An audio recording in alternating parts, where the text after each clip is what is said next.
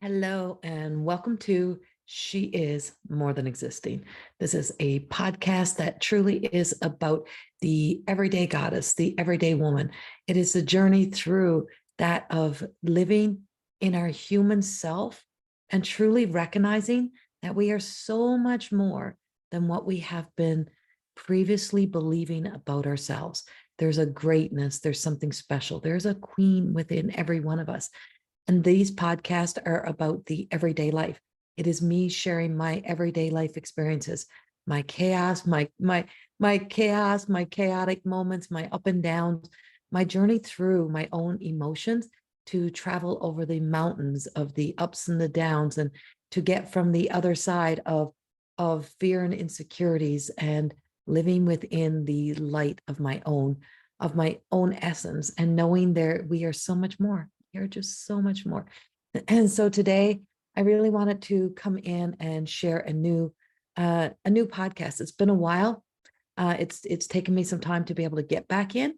And I've been on so many journeys and so many ups and downs. And one of them, and this is about being able to honor our own success. And one of them is the release of my second book, which is this book right here, Of My Truth of Existing Beyond the Reflection. So this book is now available on Amazon. It is My Truth of Existing Beyond the Reflection. And this is the book about when you truly are able to see you, when you look in that mirror and you see you. And I mean the you that is beyond anything that you could imagine, when you see all the way to your own soul. And in that experience and in that moment when a tear just falls, and you feel that quiver through your body or the shivers, you truly know that you have seen something that is godly, that is divine, that is of source of creation. You see something that has been in creation since the beginning of time, and you see something within you, and that something becomes the essence of then knowing, yeah, no, I am worth it and I am worthy. And I am not the product of the stories that others may tell. And I'm going to learn how to live unapologetic. And that book is the second book. The first book is over here. It is More Than Existing. And that book is equally as loving and valuable to me now.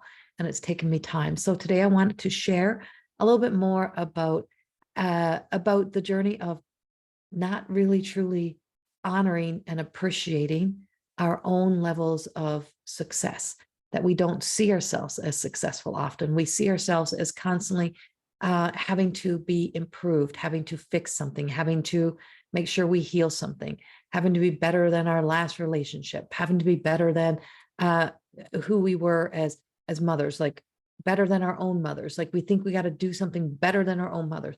In the meantime of trying to do that, chances are we're going to make the same mistakes and we're going to F up our kids the same way.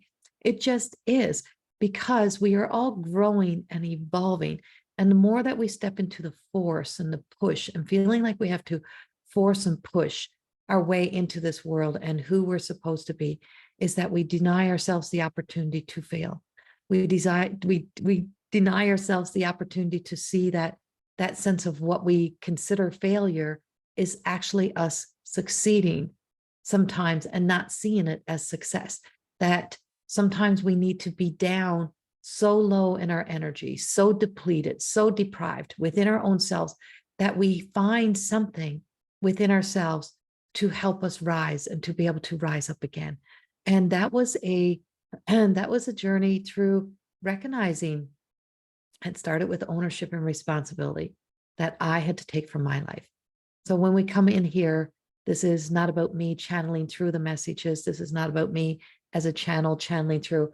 This is about me. This is about an everyday woman. This is about who and what we are in our own sense of being an inspiration and exuding attitudes. And all attitudes are not bad. It's having that attitude, and what kind of attitude are we putting forward? And so recognizing and seeing success was really hard for me to appreciate what I had accomplished, what I had done in my life. And over this past year, in turning 51, was that I had to really look in at my life and not see what else I needed to do to make up for the possibility that I could have done something wrong, or that I needed to be a better person for the people in my life. It was about me recognizing that I've always been a good person, that I have done a lot of really good things, that I have succeeded in many ways. And I really want you to listen to this today and let it drop into your heart so that you can feel and sense that, you know what, you have succeeded at a lot of things. If we have gotten our children up, out of school, graduated, off on their own lives, making their own lives, making their own way in the world, and we've made it through, we've succeeded.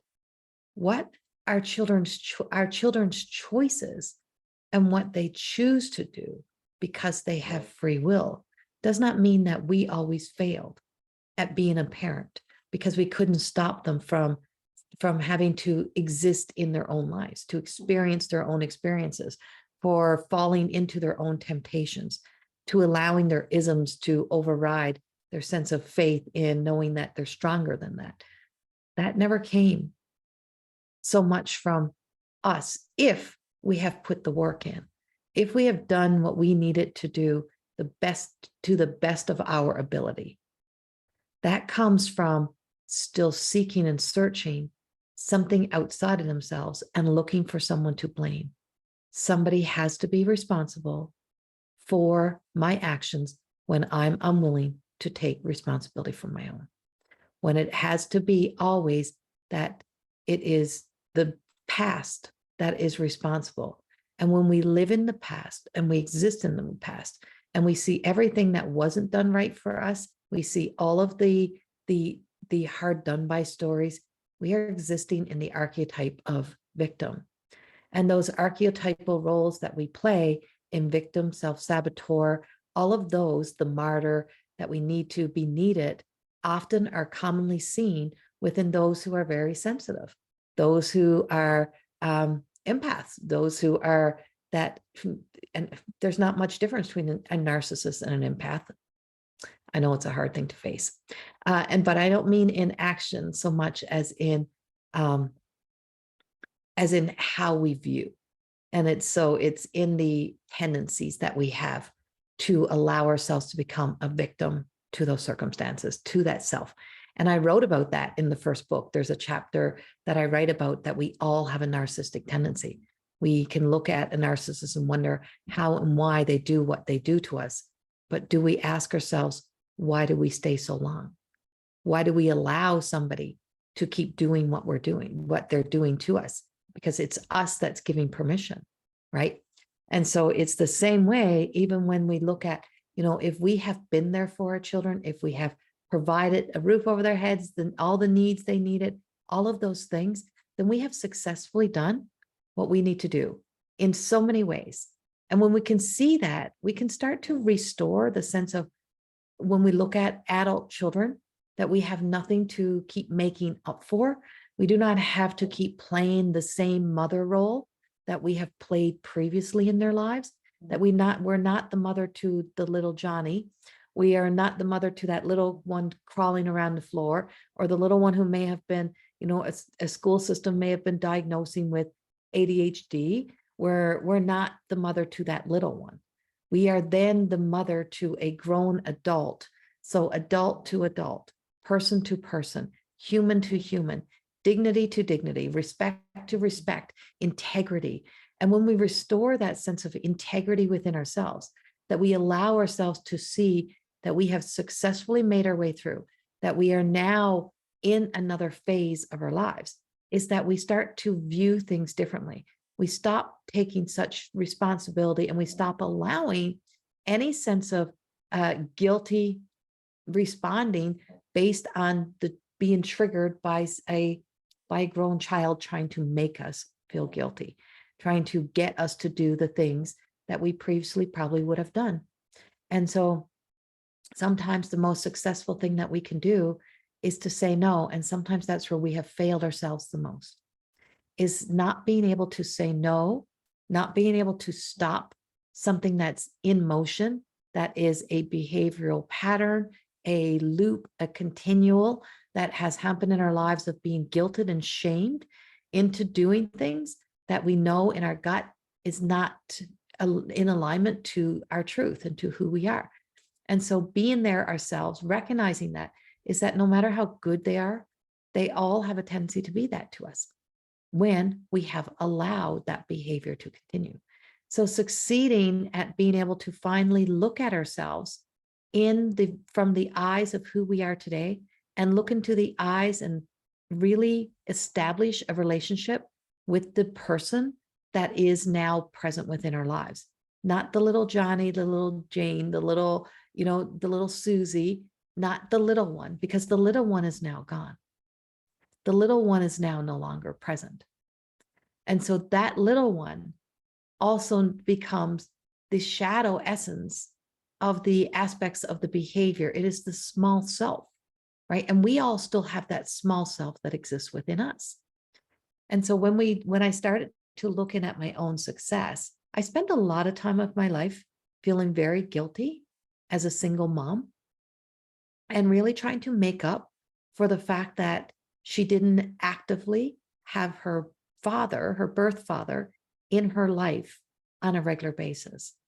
And I would carry the guilt and the shame because it was my choice to say yes to me, and believing at 25, 26 years old that the healthiest thing I could do was to make that shift, to make that move, to stay in a loveless relationship. And that journey then to being the single mother, and then making choices and decisions along the way, plus being a workaholic, plus because believing that I had to work my butt off to make sure that my daughter had everything, that I had to play the role of both parents, that I had to be there for my kid as both parents. Like I needed that to be that, but it was never my job to make sure that I was the father. That was not my role. That was not my job. And the guilt and the shame that was carried for so long, and parenting from that place, really truly took away from me as a mother and my right to be a mother, to be able to be a mother who got to embrace and enjoy her daughter. So it came with a lot of resentment. It came with a lot of guilt. And I couldn't see that I mothered very successfully. I have a beautiful daughter who's now married, who has her own 2 children. And as I witness her, as I become an observer of her life, I can see now of where I have succeeded. Yes, there is areas where I didn't succeed. Of course, there's areas where I didn't know any better because I didn't know at the time. And what I know now, I can help guide her through her experience of being a mom, and give her that wisdom. But to live apologetic as if I had totally failed as a mother was something that would take away, it would disempower. And so when we allow ourselves to be disempowered by those beliefs, by those thoughts that have such an ownership over us, is that we cannot see that level of success that we are really existing in. And so I want you to acknowledge that within your own life, to look at how you did succeed. Where were you successful? Start taking stock, start taking note of where you succeeded. I made it to every dance festival. I made the money happen to get to every dance festival. I made sure I was there. I made sure that my daughter had care and love, and that she was taken care of. I made sure she could get to her events or to be involved in as many things as she could. I was there. I made sure she had an education. All of those things are things that we succeed at, and to acknowledge them within your own relationships. Now bring that back and bring it into your role as a partner, as a spouse, and look at that in the same way. And where you sometimes believe you may have failed in a relationship is how many times did you succeed and that success was really just not even acknowledged? How many times did you speak a truth that got shut down? How many times did you have to breathe back in and find the courage to stand up and say, I think we need to look at this differently. I think we need to make these changes. There's things that are not working. But how many times do we fail ourselves and not say to ourselves, that's not right? Why am I on the back burner? And I'm not the mother to a spouse, a partner. Why am I being discounted? Why am I being neglected and ignored? Right? And ask yourself, why am I allowing this to happen? And why am I saying this is okay? But then finding the voice and the courage to stand up to some of those things, to speak up and out from a place of love, of wanting to make changes.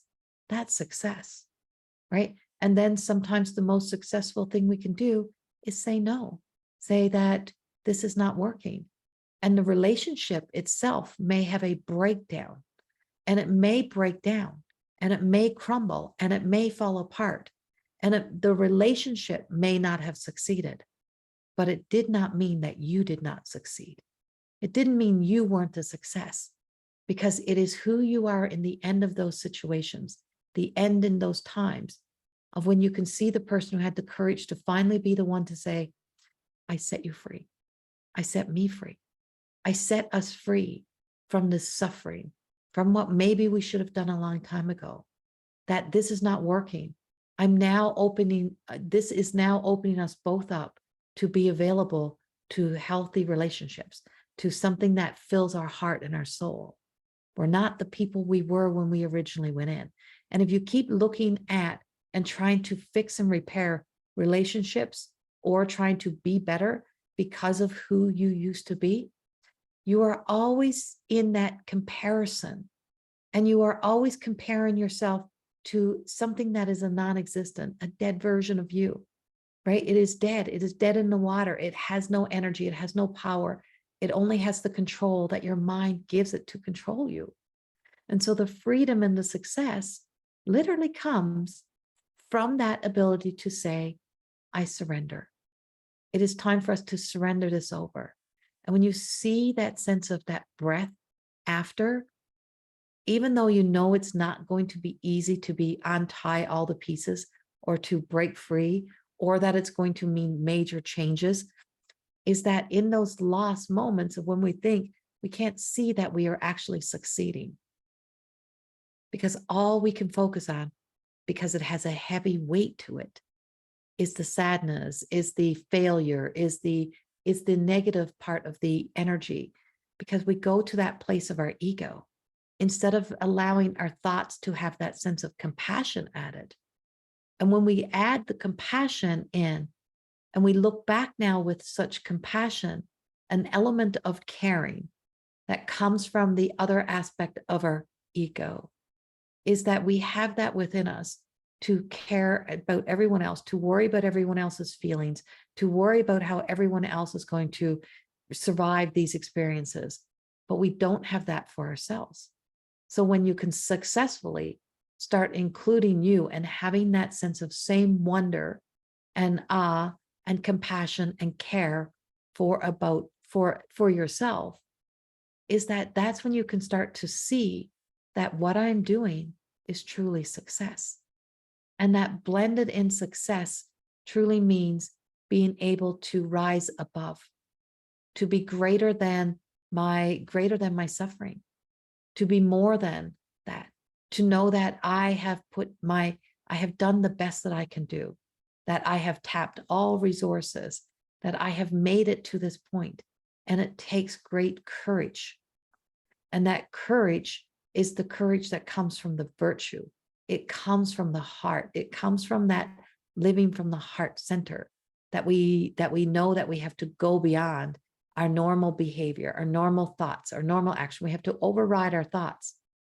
But what happens after the experience is over? That's when, because life means that we have to put in some serious action to bring those changes, that's where we override that original thought with doubt, fear, we let back in that original sin. What did I do wrong? How did I go wrong? What went wrong? And what if everything just went right? What if that relationship really wasn't a part of your divine purpose? What if it was built on that small self? What if it was trauma bond relationship? What if it was something that was just built on the similarity that you both existed in similar stories, similar magnetic attachments to being needed, to just having to have somebody there, of fear of scarcity, of fear of being abandoned, like abandonment issues, neglect, and you bonded on those things. But when you started to recognize you start to realize that all of those magnetic connections were built on not you, not your truest self. And then as you start to find you, you realize that that's not your truth. And there's such power of succeeding in that and recognizing that, and then being able to set each other free so that there is a possibility to build an establishment, to build and establish a beautiful, healthy relationship. And those healthy relationships usually starts with the relationship we have with ourselves. And when you learn how to build a healthy relationship with yourself, you'll learn how to live in healthy relationships everywhere, that you will truly start to enter into that space of when the thoughts come, you become that observer of those thoughts. And you start, why am I thinking that? Why would I believe that story? Why is that back? Why am I experiencing this? Why is this happening? And you start to question. And when you start to question with love, with that ability to have that compassion, you start to see you, and you start to see who you were in those situations. And you start to see, maybe all along, I have been doing the best that I could with what I knew. Maybe as this adult now, if I stop blaming myself and I stop blaming others, and I take that responsibility for my life, and I realize that the only person who's going to create that life for me is going to be me. And I have to first acknowledge the areas where I went right, not where I went wrong. And when we start looking at where we went right instead of where we went wrong, then we start to get back on a path of feeling the power being restored in us, to start to feel the sense of having confidence in knowing that if I've done that once, I could do that again. If I can be greater than my downfall, if I can be greater than my addiction, if I can be greater than those isms that I have, if I could overcome that, I can do that again. I can be that again, because I am that successful person. I am the person who has that ability to succeed. I am here to succeed. And the power of all of that is in what comes first. I am.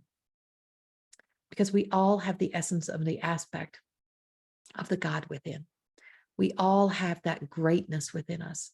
We all have a heart that has the power to override all of those doubts. And when we allow that beautiful inner sense of self, the aspects that are greater that we don't tap into unless we're in a state of emergency, unless we're to that point of knowing that it is the primal survival. And we start to bring that back in a healthy sense, say, I can do this. Imagine if I can do this when I am weak or when I'm in my small self. Imagine how powerful it can be in my big self, in my strength, in my courage, in a calm state, in a peaceful place of being. And I can be this kind of success in the feeling of knowing that I'm doing the right thing for the right reason. And that beyond that is something that leads me to even greater success in my life. So the most successful thing you can do, and the most successful thing that you can be, is to truly start to look in deep into that mirror and find you, to look in until that tear falls and you can feel and have a deep sense of compassion for you. When you become the observer of all that you have been, when you can start to see those beautiful golden beams of you, those lights, those golden moments, those winning moments, that place where you did succeed, no matter if you fell 10 times, but if you succeeded once, you can do it again. because you are filled with successful moments throughout your life, which you may not be able to see. But if we can do that from our small self, from our scared self, from our unknown, from our shadow self, imagine what we can do from living from the point of who we are today, from this woman of experience, from this woman who has been here, that within here, there is that inspiration. There is that inner life coach, the cheerleader. It all exists in there. And it's cheering you on for you to be able to walk into your truth, to discover that some of the most beautiful pieces of you may have been the things that somebody else thought were annoying. Somebody else may have kept trying to get you to lose those parts of you. But maybe those were the parts of you that were always there helping you succeed. So finding our true self, living from the true self, not letting our thoughts, our negative thoughts, override our faith, really truly is about learning to trust in our success and where we have succeeded, and to be that everywhere in our lives. Trust you, trust what you're capable of, and know that if you keep trying to think your future into creation or your life right now into creation, that you may be limiting yourself. But if you let your heart guide you and let yourself be led by a beautiful, healthy heart from a knowing that you're worth it, that you are worthy, and that you already are successful, and what you're doing is you're just stepping up and building on that success, it'll be incredible what you will see unfold in your life. And I hope that this message somehow, this podcast today, help inspire you somehow to truly know that you are your everyday miracle. She is, and she is waiting for you to look deep enough in the mirror to see that you have already been there, just waiting to walk forth, because she is the everyday miracle. Thank you so much. Please like, subscribe. Please subscribe to my YouTube channel. I have 2 YouTube channels. This is the She Is podcast. You can go to Corrie Thorne, this More Than Existing, or spiritual emotional coach. I'm not even sure how it comes up now, psychic medium, but there is 2 YouTube channels. The other one is for all my woo-woo, all of my other things. And this is for the place of where we choose to be our authentic true selves and to more than exist. So thank you for being here. Go to Amazon. You can buy my books, More Than Existing and My Truth of Existing Beyond the Reflection, all on Amazon. My website is corriethorne.com, and you can check out all of my work and all of the upcoming events there. Much love, and know that you are a beautiful success today. Bye-bye.